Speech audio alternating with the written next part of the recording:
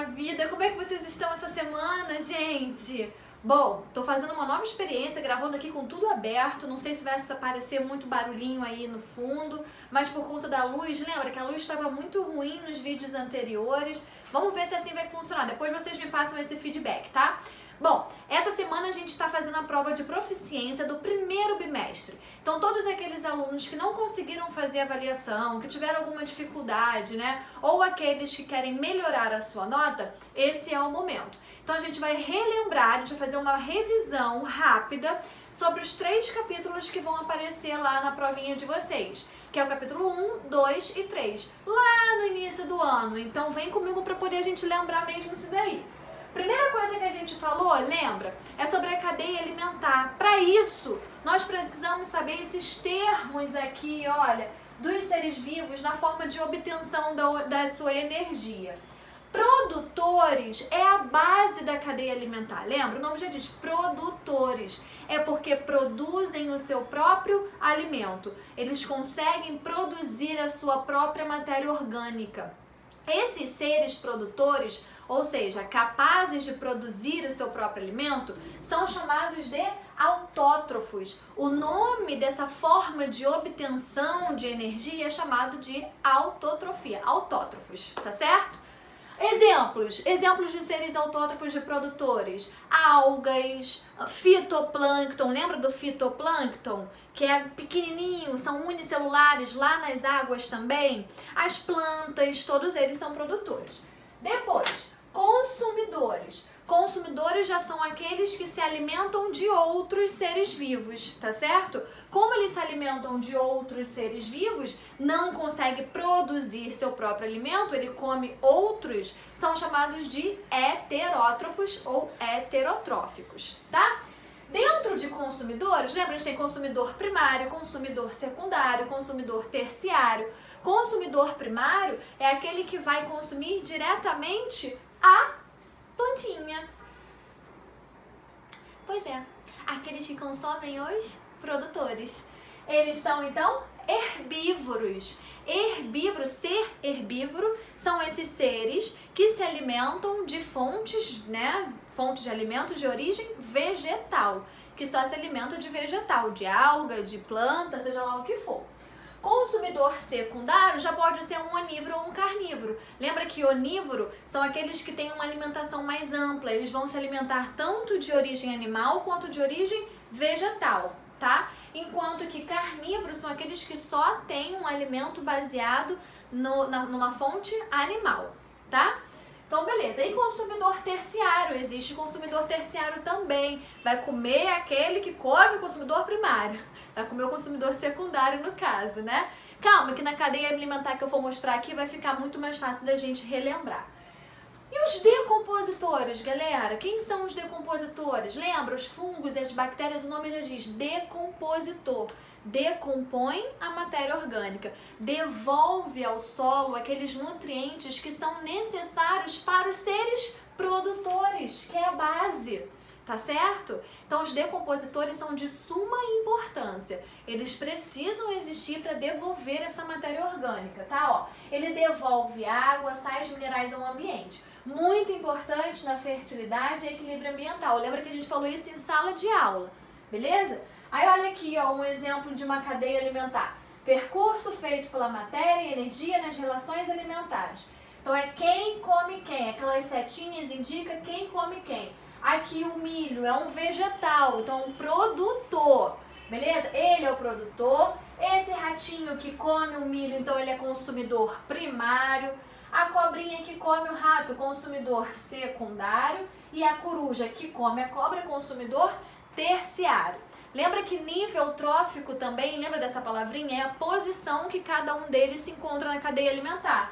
Então aqui ele está no primeiro nível trófico, segundo nível, terceiro nível, quarto nível trófico. Beleza. Aqui eu botei, ó, mais um exemplo, aqui tanto da cadeia alimentar terrestre como da cadeia alimentar marinha.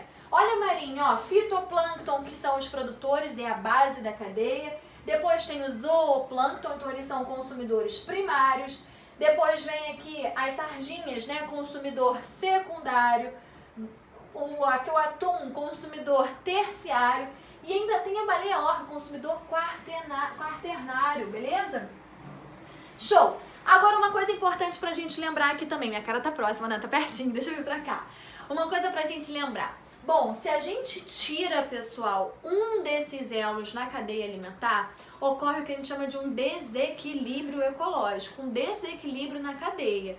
A população dos seres que vão pertencer àquela cadeia vai sofrer alteração, porque um controla o outro. Imagina que nesse caso, imagina as plantas, né? Quem come as plantas nessa cadeia? Esses insetos aqui, o gafanhoto, por exemplo.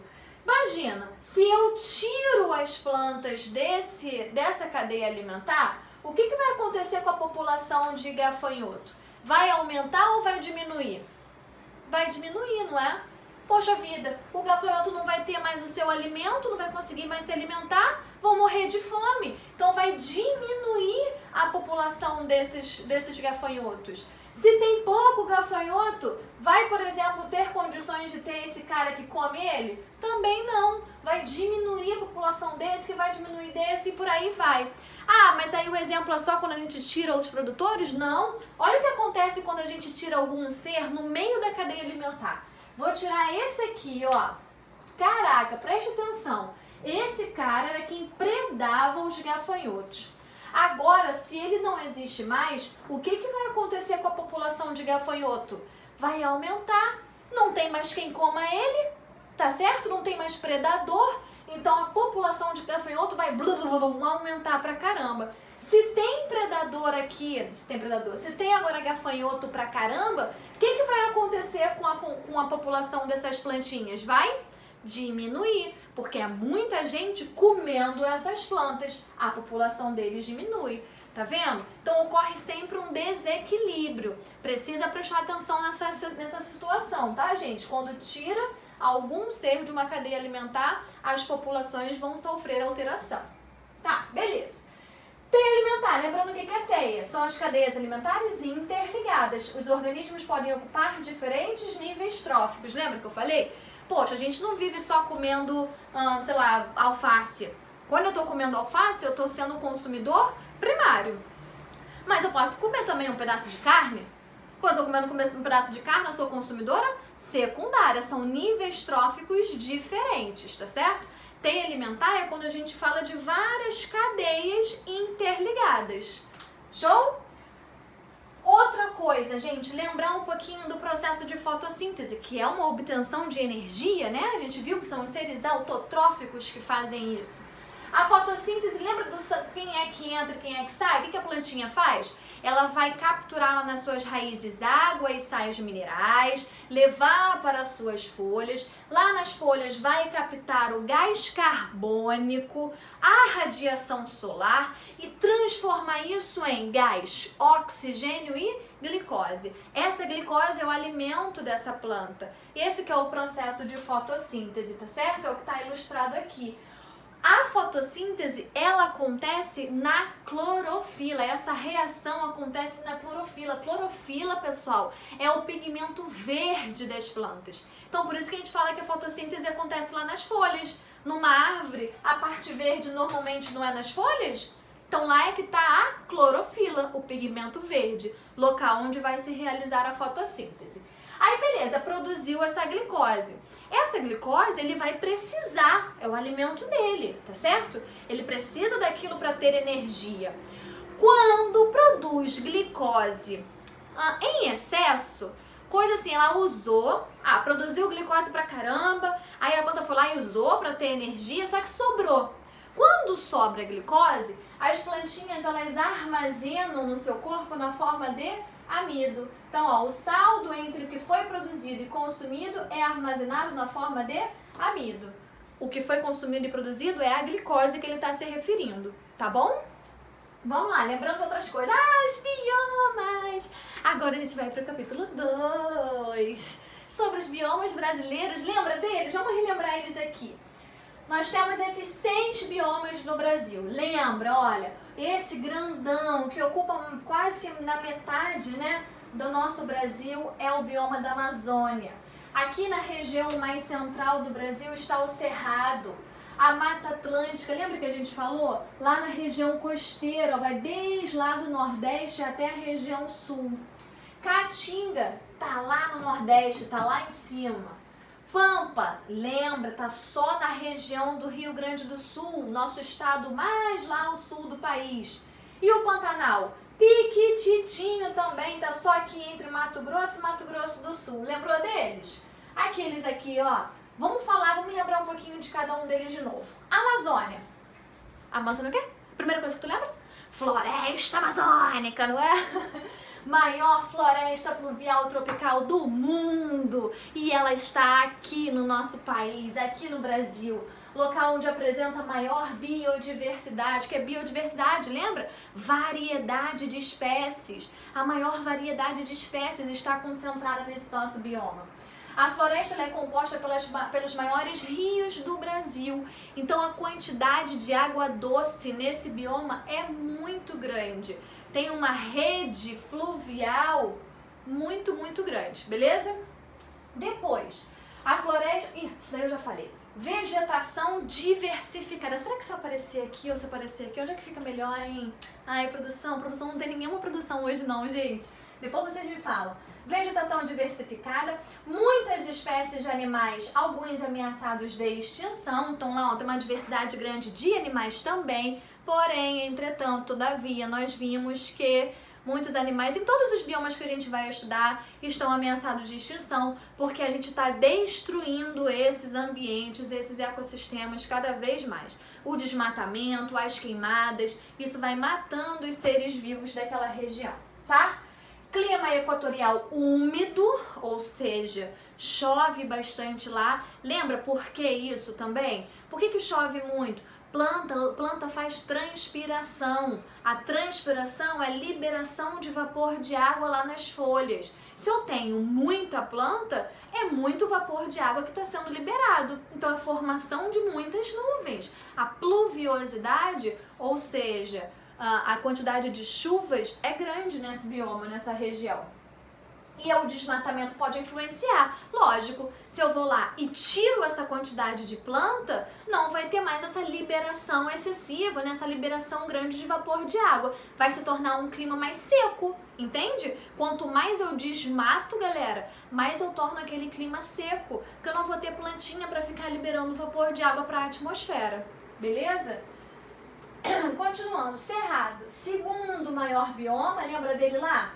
Olha aqui, ó, vamos lembrar aqui rapidinho. Cerrado, olha lá, o amarelinho isso, não é só amarelo, é um verde, claro, sei lá, enfim. Clima tropical sazonal, significa que ele tem mesmo umas estações bem marcadas. Você consegue perceber mais o verão, o inverno, considerado nossa savana brasileira, né? Muitos riscos de queimado, tem essa vegetação típica de troncos retorcidos, galera. Esses troncos retorcidos com casca grossa são adaptações das plantas desse ambiente justamente por conta dessa grande incidência de queimadas. Existem queimadas naturais, lembra disso? Que realmente acaba pegando fogo quando junta calor em excesso e seco, né, um clima mais seco, acaba pegando fogo, e aquele que a gente vai lá e taca mesmo, infelizmente, né? Então, eles têm grandes riscos de queimada, isso obviamente vai diminuir a nossa, a nossa biodiversidade. Caatinga, gente, clima semiárido, o Caatinga é nosso deserto, vamos dizer assim, né? É a parte mais quente, mais árida mesmo. Onde tem plantas, olha, plantas xerófitas. O que são plantas xerófitas? Lembra? São plantas adaptadas a esse tipo de clima seco, onde não tem muita água, esse clima mesmo mais desértico. Essas plantas, olha só, olha os períodos, as formas de adaptação dela, né? Ao longo no período de seca, elas perdem as suas folhas, ou as folhas ficam reduzidas. Por quê? Porque não é na folha que ela sofre transpiração, não é lá onde ela libera o seu vapor de água. Essas plantas, elas podem se dar ao luxo de perder água, galera? Não, né? Elas estão num ambiente seco, não pode fazer isso. Então ela vai diminuir o tamanho das suas folhas ou então vai acabar liberando, caindo as folhas mesmo. Cascas grossas que evitam ou diminuem a perda de água para o ambiente. Espécies como o mandacaru e o xique-xique armazenam água no seu caule. São esses cactos. Lembra que a gente falou disso? Os cactos, eles armazenam água lá no caule para justamente quando tiver numa época de muita seca, de não ter água nenhuma, elas utilizarem essa água que está armazenadinha, guardadinha dentro delas, tá? Depois, Pantanal. O Pantanal. Pantanal lá na região centro-oeste do Brasil, lembra? Clima tropical, ciclo de cheia e de seca, ela é marcado justamente por isso, gente. O Pantanal tem épocas que tudo fica inundado. É igual tá aqui, ó. Igual tá aqui essa figura. Aqui é uma vegetação, tá cheio de água. Tem épocas que isso aqui aumenta, fica tudo debaixo d'água praticamente. E depois desce, isso daqui seca de novo. Tá vendo? Ó, é considerado uma das maiores planícies alagadas do mundo, sendo o menor bioma em extensão territorial. Tá certo? E quem é o rei do Pantanal? Lembra que a gente falou? Com relação aos animaizinhos, quem é que domina? Os jacarezinhos, lembra? Os crocodilinhos. Eles são os reis do Pantanal. Os reis do Pantanal. Agora... Nossa, ué, cadê? Eu botei a Mata Atlântica lá no final, alguma coisa do tipo. O que aconteceu aqui? Não sei onde foi parar aqui da Mata Atlântica. Não acredito. Produção, corta isso. Corta. Eu não tenho produção, não sei cortar. Gente, antes falava da Mata Atlântica aqui, mas eu vou colocar lá no arquivo de vocês o documento completo que tem esse slide, tá bom? Eu não sei onde ele foi parar não, ele sumiu. Mas tudo bem. Lembrando, a Mata Atlântica é aquele que está na região costeira. Tem esse nome, Mata Atlântica, justamente porque recebe grande influência do Oceano Atlântico, lembra? Ele sofreu grande degradação devido à ocupação humana. Como está na região costeira, foi justamente nessa região costeira onde a colonização aconteceu primeiro. Houve o desenvolvimento maior das populações, das cidades, então a destruição foi muito grande nesses locais. Tá?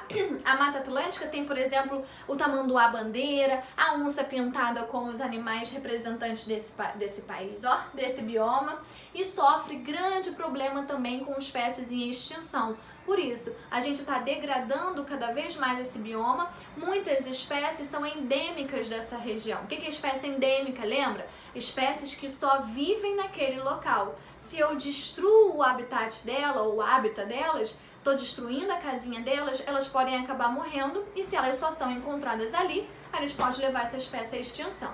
O que eu coloquei aqui são os ecossistemas encontrados na Mata Atlântica. Aí lembra, a restinga é aquela que a gente vê lá na praia, pessoal. Todo mundo já viu, lembra que eu dei o exemplo até da região lá do Recreio, né? No Recreio não. Como é que é, gente? Na reserva, né? Aquela praia da reserva. Tem muita restinga, tem inclusive alguns locais que são cercados para conservação mesmo. Solo arenoso, sabemos, está lá na areia mesmo. Sofre grande influência do mar, sabemos, é o local que a gente vê na praia. A flora são as suculentas, a gente vê cactos nessa região, essas plantinhas que a folha é bem grossinha, que a gente chama mesmo de suculentas, são bem grossas, armazenam água no seu corpo. Fauna característica, caranguejo, maria farinha, besourinho da praia, pererecas, são os animaizinhos que vivem nessa região. Gente, tô aqui mais uma vez relembrando só com vocês toda essa matéria. São 3 capítulos, não dá pra gente entrar muito a fundo, tá? Eu tô pincelando aqui tudo que a gente viu durante esse período para vocês conseguirem fazer a prova de proficiência numa boa molezinha, tá?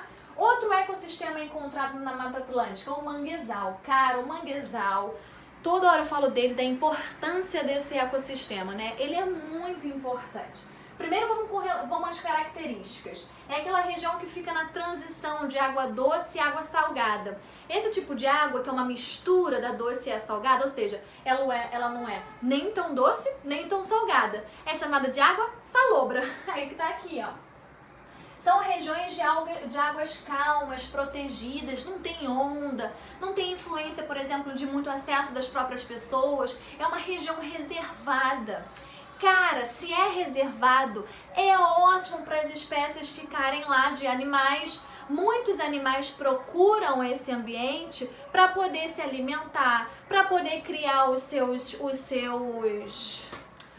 filhotes, que é como berçário, tá bom? Ai, gente, começou uma barulheira lá fora. Acho que não vai dar certo esse nosso negócio aqui na próxima vez não, hein? Vamos fazer esse teste, depois vocês me falam, mas eu acho que vai ter que ser no escuro mesmo, tudo fechado, pra não ter barulho. Mas beleza, então é isso, abrigo de muitas espécies, tá? Show! Ah não, gente, tá muito barulho. Peraí, deixa eu fazer um negócio aqui. Dá licença, produção. Ah, vamos ver se assim melhora. Ficou mais escuro, né? Mas diminuiu, acho que talvez o barulho. Eu não sei, gente. Aqui é a vida real. A vida real é assim. Mas vamos lá. Pampa ou Campos Sulinos? Tá lá no finalzinho, lembra deles? Pampa ou Campos Sulinos, lá na região do Rio Grande do Sul só. Clima subtropical úmido, então tem mesmo um índice pluviométrico lá elevado. Sem período de seca regular. Apresenta altas temperaturas no verão e geadas ou neve em algumas regiões no inverno. Então tem mesmo as estações mais marcadas, né? O verão, é quente, o inverno, é frio mesmo, pode acontecer até as geadas, tá? É formado por mais de 45 espécies de gramíneas. A vegetação predominante, gente, dos pampas são as gramíneas. Você vê esse pampa ser um campo liso, não tem muitos arbustos, não tem muitas árvores. É predominantemente mesmo de gramíneas, ok? Depois... Ah, meu Deus, voltou? Ah, tá. Agora sobre o lixo, gente, sobre o que a gente falou sobre a produção, na verdade, e o destino do lixo, tá? 2 destinos que ele pode, na verdade são 4, aqui eu botei 2, depois mais 2, que é o lixão e o aterro sanitário. Gente, os lixões são aqueles que você joga o lixo numa região de céu aberto. Fica lá o lixo exposto a céu aberto, a Deus dará, sabe-se lá por quanto tempo isso, né? O lixão pode ter, leva um aumento de vetores de doença. Pô, imagina, gente, lixo a pampa ali naquele lugar. É atração primeiro, é atração para os insetos e os outros, não só insetos, né?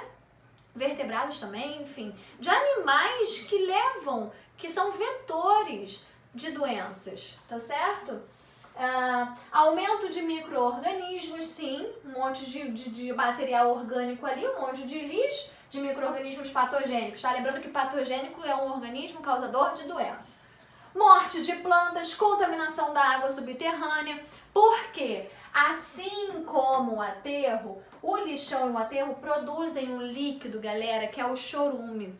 Esse líquido, ele pode cair, como tá ali, como eu falei aqui, nas águas subterrâneas e contaminar. Ele é um líquido tóxico, tá certo? A vantagem do aterro sanitário é que existe uma drenagem que tira o excesso desse líquido e esse chorume não fica em contato direto com o solo, porque eles colocam aqui, tipo uma manta protetora no solo. Aí joga o lixo, coloca a terra, amassa, bota mais lixo, vai fazendo uma camada em cima da outra, uma camada em cima da outra.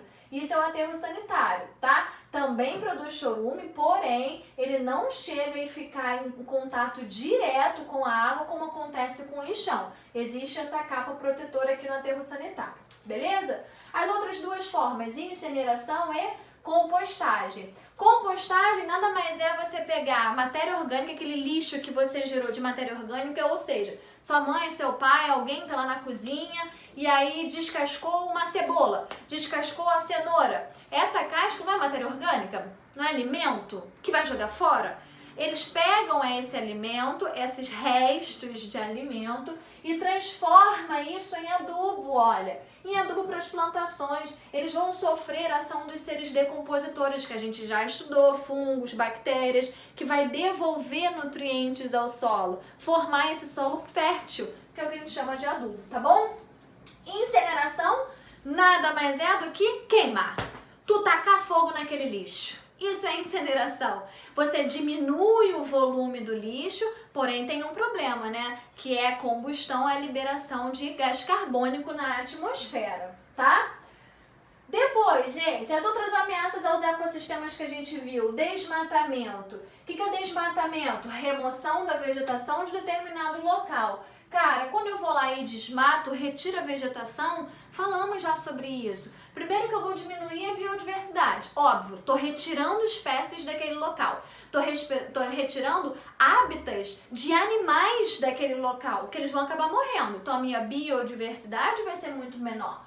Então, porque eu já botei aqui, ó, a diminuição da biodiversidade, porque existe a perda do hábitat, que pode levar muitas espécies endêmicas, como a gente disse anteriormente, à extinção. Falamos sobre isso hoje mesmo aqui anteriormente, tá? Outras consequências desse desmatamento, gente, a erosão. Lembra a erosão? Desgaste do solo, o solo fica exposto a atritos do ar, da água e vai se desgastando.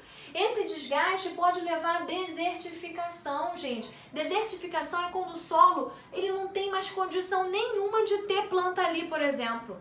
Não tem nutriente mais nenhum naquele solo, entendeu? Ele é como se fosse um solo morto, não dá mais para plantar ali nada. Quer dizer, de maneira natural, né? Porque se a gente forçar, a gente consegue. Mas de maneira natural não vai se restabelecer uma vegetação, tá? Outra consequência do desmatamento é o assoreamento. Lembra que a gente viu o que é o assoreamento? Existem essas matas ciliares. Aqui elas foram desmatadas. Você vê que não tem muitas árvores em volta desse rio. Quando você arranca essas árvores que vivem aqui em volta dos rios, que a gente chama de matas ciliares, o que acontece? Todo aquele sedimento que está vindo carregado das chuvas, do solo ali próximo a ele, aquele sedimento vai sendo depositado aqui. Não tem mais aquelas matas que serviam de barreira, então todo aquele sedimento chega e se deposita. Olha o que acontece, gente. Chega uma hora que eu posso acabar obstruindo esse rio. Tem tanto sedimento aqui que eu diminuí o volume do rio, agora ele está rasinho. Tem risco até de eu chegar aqui, ó, ter tanto sedimento, tanta terra e travar. Isso daqui que é o assoreamento dos rios, beleza? Depois, outras consequências, alteração climática, falamos sobre isso também. Se eu vou lá e tiro a planta não faz transpiração, ela libera água, vapor de água lá nas suas folhas, então ela deixa o ar mais úmido, o clima mais úmido. Se eu arranco essas plantas, acabou essa umidade do ar. Eu vou tornar um clima mais seco. Então ele vai fazer uma alteração, óbvio, no nosso clima, tá? Coisas que a gente já viu, né, gente? No início mesmo da aula. Depois, queimadas. Cara, isso aqui é de chocar, né? De doer o coração. Prática primitiva da agricultura destinada principalmente à limpeza do terreno para o cultivo de plantações ou formação de pastos com uso do fogo de forma controlada. Cara, a galera vai lá, taca fogo para poder abrir um espaço, um terreno, para plantar às vezes o que ela quer, ou para poder ser um local de criação de gado. Só que, gente, quando eu tô lá e taco fogo no ambiente, você acha que isso não vai ter nenhum problema, nenhuma consequência, nenhum desastre ambiental? Lógico que sim. Primeiro, as plantas vão morrer. Lógico, tô tacando fogo, todas as plantinhas que ali viviam vão morrer. Ele vai destruir, ele vai arrancar aquilo ali tudo. Os animais também, gente. Os animais eles vão ou morrer queimados de fato, ou morrerem intoxicados pela fumaça dessa queima, dessa combustão, tá? Além disso, de tacar fogo no solo, eu posso queimar também, olha lá, os decompositores. Pô, vimos que o decompositor é de suma importância. Eles devolvem os nutrientes àquele solo. Se eu não tiver mais decompositor ali, como é que vai ser esse solo, gente? Vai ter nutriente disponível para as próximas plantinhas que chegarem? Então vamos lá, né? Pera lá, tu vai continuar... Ô fulano, você que cultiva coisa aí, seu agricultor, tu vai continuar tacando fogo, cara? Faz isso não, né? Não, vamos falar pra eles, faz isso não. Depois, gente, maré negra. Maré negra é caracterizado, caracterizado não, né? Nada mais é do que aquele derramamento de petróleo. Quando acontece algum acidente numa plataforma de petróleo, de um navio que carrega o petróleo, e aí cai petróleo no oceano, nos mares. Meu Deus, olha isso, né? Olha essa mancha de óleo. Quais serão as consequências disso, gente? Maré negra. Primeiro, os animais vão morrer porque vai ficar com todas as suas vias respiratórias obstruídas. Quem faz respiração branquial, a brânquia vai estar cheio de óleo. Quem faz respiração pulmonar pelas narinas, tudo obstruído. Fora que esse óleo causa intoxicação na pele deles também, tá certo? Outra coisa, eu tô formando um tapete aqui no meu oceano. Vai conseguir chegar luz lá embaixo? Não. As algas, os seres planctônicos, os seres que fazem fotossíntese, os seres fotossintéticos, né, que fazem fotossíntese, vão conseguir produzir a sua energia, produzir o seu alimento? Não. Se tá uma camada lá negra em cima, né, tudo preto lá em cima, não chega luz para quem tá ali embaixo, é graças à luz que faz a fotossíntese, babou, tá certo? Outra coisa que a gente viu, eutrofização, pessoal. Lembra o que é eutrofização? Eutrofização é quando ocorre o despejo de esgotos sem tratamento, ou seja, sai lá da casa das pessoas e aí bota esgoto pra caramba, nos rios, nos lagos, enfim. Ou seja, matéria orgânica pampa que começa a entrar naquele ecossistema. Matéria orgânica, no esgoto tá cheio de matéria orgânica, né? Joga a matéria orgânica. Se tem muita matéria orgânica, quem é que gosta de matéria orgânica? Seres decompositores, não é? Pô, então vai aumentar pra caramba a quantidade de seres decompositores naquele local. Só que os decompositores, eles precisam de oxigênio para viver. Se tem muito decompositor, vai consumir muito oxigênio. Então, o que vai acontecer com a taxa de oxigênio naquele ecossistema? Ele vai diminuir.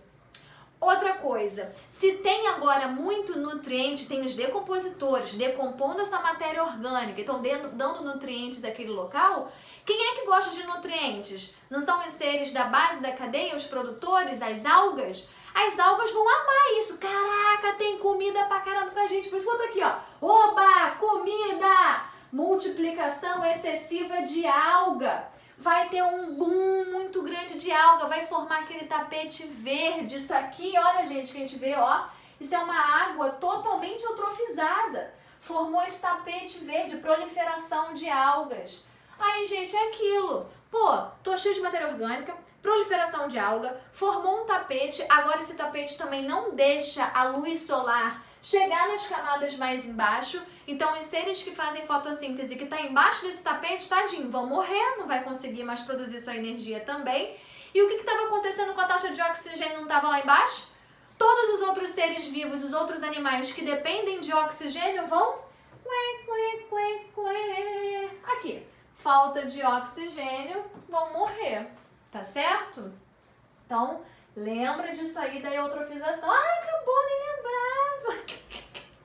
Ai, gente, tô muito doida hoje, né? Olha, hoje foi um desafio, hein? Que eu tô tentando fazer um negócio diferente, eu acho que não deu muito certo. No início ficou claro, depois deve ter ficado aqui escuro e ficou com o negócio aberto, daqui a pouco tá com o negócio fechado. Mas depois vocês me avisam, me dê um feedback, tá, gente? Eu só tentei fazer isso pra poder ficar uma imagem aqui mais clara, já que a minha lâmpada não tá boa. Eu ainda não comprei aqueles negócios que é uma luz forte, né? Enfim. Mas a gente segue tentando, tá bom, gente? Muita saudade. Quem for fazer, então, essa prova de proficiência, estuda. Vão ter lá 20 questões para vocês fazerem. Façam com calma, tá bom? Que depois, em algum outro momento, a gente pode, inclusive, corrigir essa prova juntos. Lembra que eu falei que eu vou tirar esse finalzinho do segundo bimestre para corrigir todas essas avaliações? Espera que uma hora isso daí vai chegar, tá bom? Fiquem bem. Beijinho, até a próxima!